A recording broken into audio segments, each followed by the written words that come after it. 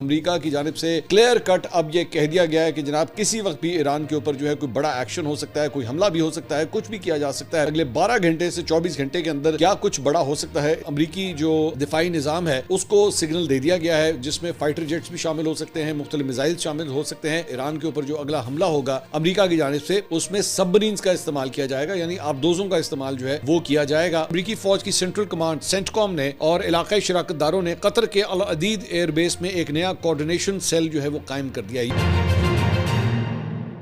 अस्सलाम वालेकुम नाज़रीन, मैं हूं मंसूर अली खान। अपने डिजिटल चैनल के ऊपर आपको खुशामदीद कहेंगे। आपसे दरख्वास्त के चैनल को सब्सक्राइब करना मत भूलिएगा, बेल आइकन प्रेस कीजिए। अगर आपको हमारी वीडियो पसंद आए उसे लाइक और शेयर ज़रूर कीजिएगा। इस वीडियो में ख़ास तौर पे मैं आपसे दरख्वास्त करूंगा कि नीचे कमेंट सेक्शन में हमें अपनी राय से आगाज़ ज़रूर कीजिएगा, क्योंकि इस व्लॉग की जो सबसे बड़ी स्टोरी है ये डेवलपिंग स्टोरी है। कल रात की ये बहुत बड़ी डेवलपमेंट है जो सामने आ रही है और उसका ताल्लुक है ईरान के साथ। और ईरान के हवाले से अमेरिका की जानिब से क्लियर कट अब ये कह दिया गया है कि जनाब किसी वक्त भी ईरान के ऊपर जो है कोई बड़ा एक्शन हो सकता है, कोई हमला भी हो सकता है, कुछ भी किया जा सकता है। मामला है क्या, मामला इतना संगीन क्यों हो गया और ये सबसे बड़ी स्टोरी हमारी क्यों है, इसकी डिटेल्स मैं आपके साथ शेयर करूंगा। और साथ ही साथ आपको ये बताऊंगा कि अगले 12 घंटे से 24 घंटे के अंदर क्या कुछ बड़ा हो सकता है, इसके बारे में बात करेंगे।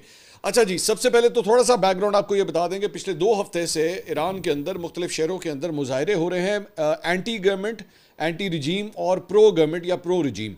और मामला जो है वो बेसिकली महंगाई के हवाले से, महंगाई के जो एहतजाज थे उससे ये स्टार्ट हुआ था। और सबसे बड़ी बात ये थी कि डॉलर के अगेंस्ट जो वैल्यू थी ईरानी तुमन की, वो बहुत ज़्यादा गिर गई थी, जिसके बाद मुख्तलिफ शहरों के अंदर जो है वो एहतजाज वगैरह शुरू हुए। इनिशियली ये एहतजाज बहुत ज़्यादा बड़े नहीं थे, निस्बतन छोटे एहतजाज थे। 2000, 3000, 4000 अफराद के मुख्तलिफ टोलियाँ जो है ये एहतजाज कर रही थी। लेकिन उसके बाद ये एहतजाज जो है वो बड़े होना शुरू हुए, मुख्तलिफ शहरों के अंदर जो है ये स्टार्ट हुए। और उसके बाद ईरानी हुकूमत की जानिब से जो है उनके अगेंस्ट क्रैकडाउन भी शुरू हुआ। पिछले 24 घंटे के अंदर ईरानी मीडिया ने खुद इस बात का इकरार किया है कि ये जो हालिया मुजाहरे हुए हैं इसमें कम अज़ कम 2000 अफराद जो हैं वो अब तक जाँ बहक हो चुके हैं, जबकि वेस्टर्न मीडिया जो है वो उसको इससे भी ज़्यादा तादाद बता रहा है। मतलब एक जगह पे तो मैंने ये भी पढ़ा कि उन्होंने कहा जी 20,000 अफराद जो है वो मारे जा चुके हैं। ऑब्वियसली इसको CBS की जानिब से, जो एक अमेरिकन चैनल है, उसकी जानिब से कहा गया कि जनाब 20,000 अफराद जो है वो अब तक इन मुजाहरों के अंदर मारे जा चुके हैं। लेकिन इसको किसी तरह भी वेरीफाई या कन्फर्म जो है वो नहीं किया जा सकता। अलबत्ता ईरानी मीडिया जो है, हमने उसको मॉनिटर किया, उनका ये कहना है कि जनाब 2000 अफराद जो है वो तो कम अज़ कम जाँ बहक ज़रूर हो चुके हैं इन मुजाहरों के अंदर। तो आप इसी से अंदाज़ा लगा सकते हैं कि इसकी शिद्दत जो है वो किस हद तक इंक्रीज़ हो चुकी है। मामला सिर्फ और सिर्फ ईरान के मुख्तलिफ शहरों के हद तक नहीं है, बल्कि अब पूरी दुनिया के अंदर बड़े बड़े जो कैपिटल्स हैं वहाँ पे मौजूद ईरानी हैं, वो मौजूदा ईरानी हुकूमत के ख़िलाफ़ जो है वो एहतजाज कर रहे हैं। और यही कहा जा रहा है कि इन्हें प्रो इजराइली या प्रो वेस्टर्न जो ममालिक हैं उनकी सपोर्ट भी इसके अंदर हासिल है, कि जहाँ पे ये मुजाहरे किए जा रहे हैं ताकि ईरान की जो मौजूदा हुकूमत है उसके अगेंस्ट ये बिल्डअप किया जाए। ये ज़हन में रखा गया, आज से चंद माह पहले ख़ास तौर पे मई के महीने में जब पाकिस्तान और ईरान और भारत की जंग हुई थी, तो उसके चंद माह के बाद ही, चंद हफ्तों के बाद ही जो है वो ईरान, इजराइल और अमेरिका के दरमियान जो है ये जंग हुई थी, जिसमें इजराइल और अमेरिका ने मिलकर ईरान को टारगेट किया था। 12 दिन तक ये जंग जो है वो जारी रही थी। और अब पिछले 12 घंटे के अंदर जो सूरत हाल हुई है वो अब एक और जंग की जो है वो सिग्नलिंग कर रही है कि डोनाल्ड ट्रंप ने जो है वो वाज़े तौर पे क्या कहा है। डोनाल्ड ट्रंप ने एक्चुअली क्या कहा है, अगर हम उसको सबसे पहले देखें तो उससे आपको काफ़ी हद तक आइडिया हो जाएगा कि मामला जो है वो किस हद तक संगीन है। डोनाल्ड ट्रंप ने सोशल मीडिया के ऊपर जो है कल रात को ये मैसेज दिया और उसमें लिखता है जी, ईरानियन पैट्रियट्स कीप प्रोटेस्टिंग, मुजाहरे करते रहें आप, टेक ओवर योर इंस्टीट्यूशंस, अपने इदारों के ऊपर जो है वो कब्जा कर लें, save the names of the killers and abusers, जिन जिन ने आपके ऊपर जो है वो तशद्दुद किया या आपको निशाना बनाया, उनके नाम जो है वो याद रखें। They will pay a big price, इनको एक भारी कीमत चुकाना पड़ेगी। I have cancelled all meetings with Iranian officials until the senseless killings of protesters stop. उन्होंने कहा कि जनाब ईरान की जानिब से जो मुज़ाकरात के लिए बार बार जो है मुतालबा किया जा रहा था, हमने हर किस्म की मुलाकातें जो है ईरानी हुकूमत के साथ जो है वो बंद कर दी हैं। हेल्प इज़ ऑन इट्स वे, अब ये जो लाइन है ना कि हेल्प इज़ ऑन इट्स वे, ये बेसिकली जो है वो मुख्तलिफ सिग्नल दे रहा है कि इस वक्त क्या होने जा रहा है। मिसाल के तौर पे इस वक्त वाशिंगटन के अंदर चंद अमरीकी ओहदेदार जो हैं वो ये भी कह रहे हैं कि जनाब अमरीकी जो दिफाई निज़ाम है उसको सिग्नल दे दिया गया है, जिसमें फ़ाइटर जेट्स भी शामिल हो सकते हैं, मुख्तलिफ मिसाइल शामिल हो सकते हैं। बल्कि एक जो अमरीकी एहलकार है उसने तो यहाँ तक भी कहा है कि जी हमें ये लगता है कि ईरान के ऊपर जो अगला हमला होगा अमरीका की जानिब से, उसमें सबमरीन्स का इस्तेमाल किया जाएगा, यानी आबदोज़ों का इस्तेमाल जो है वो किया जाएगा, और हो सकता है कि उसकी मावनत जो है उसमें इजराइल भी साथ कर रहा हो। आगे वो लिखता है जी, हेल्प इज़ ऑन इट्स वे मीगा। अब मीगा जो है ये MIGA, मीगा से क्या मुराद है, मेक ईरान ग्रेट अगेन। ये बेसिकली वो एक नारा है या हैशटैग है या ये एक एब्रीविएशन है जो बेसिकली सोशल मीडिया के ऊपर जो है, जो एंटी गवर्नमेंट इस वक्त जो प्रोटेस्टर्स हैं या जो सोशल मीडिया सार्फिन है, वो मौजूदा ईरानी हुकूमत के ख़िलाफ़ जो बेसिकली एक नारा बना रहे हैं, उसको उसमें वो मीगा का लफ्ज़ इस्तेमाल करते हैं, मेक ईरान ग्रेट अगेन। और आगे उसको अपना नाम लिखता है प्रेसिडेंट डोनाल्ड J. ट्रंप। अब ये जो आखिर में मतलब ये जो मीगा के हवाले से बात की गई है, डोनाल्ड ट्रंप की जानिब से, अमेरिका की जानिब से जो है वो वाज़े तौर पे कहा जा रहा है कि जनाब इन मुजाहिरीन को कि आपकी मदद के लिए जो है वो हम अनकरीब आने लगे हैं।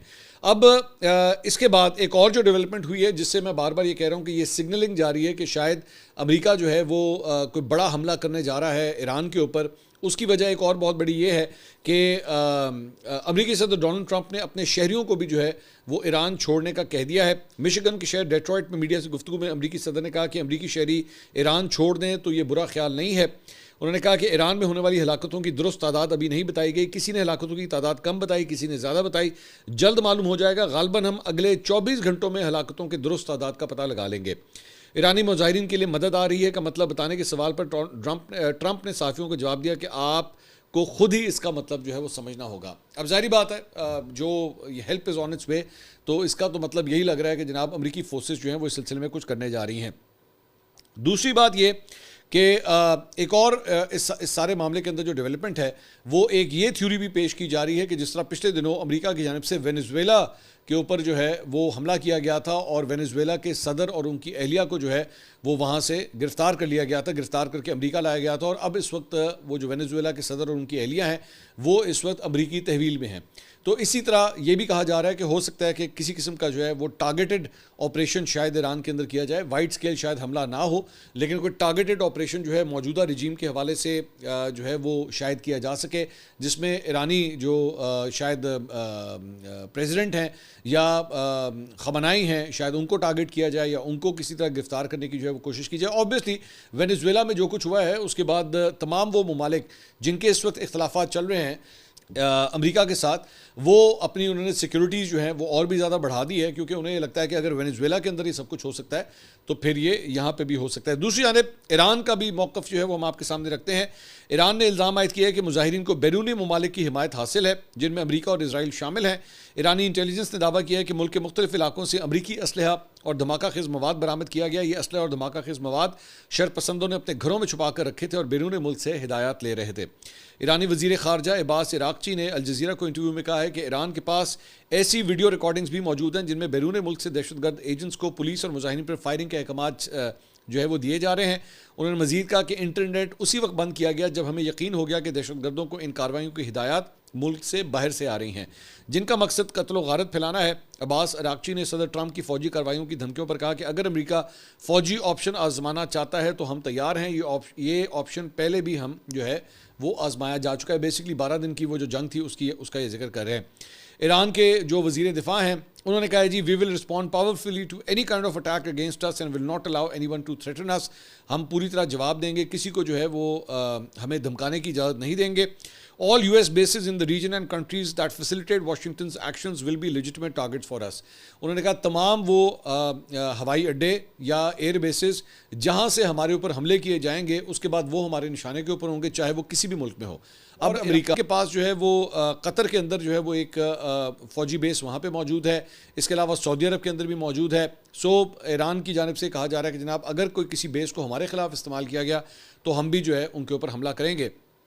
इसके अलावा ईरान के army chief major general Amir Hatami ने कहा है कि जी इसराइल के साथ 12 रोज़ा जंग के मुकाबले में ईरान आज ज़्यादा ताकतवर है। तो ईरान की जानिब से जो है ये भी कहा गया है कि ये मत समझिएगा कि 12 दिन की वो जो जंग थी उस वक्त जो सूरत हाल थी अब हम उससे भी ज़्यादा ताकतवर हैं। उन्होंने कहा 2025 में इसराइल के साथ होने वाली जंग ईरानी मुसल्लह अफवाज के लिए एक मुनफरिद और गैर मामूली तजर्बा था, क्योंकि ईरान वाहिद मुल्क है जिसने इसराइल जैसे मगरबी टेक्नोलॉजी और हिमायत से लेस मुल्क के साथ इस पैमाने पर बरह रास्त महाजराई की थी। अमीर हातमी ने कहा कि 12 रोज़ा जंग के बाद गुज़िश्ता 6 माह के दौरान की गई तैयारियों से ईरान को इसराइल और अमेरिका की जानिब से लाहक खतरात से निपटने की मुकम्मल सलाहियत हासिल हो चुकी है। गुज़िश्ता बरस होने वाली ईरान इसराइल जंग के दौरान इसराइल ने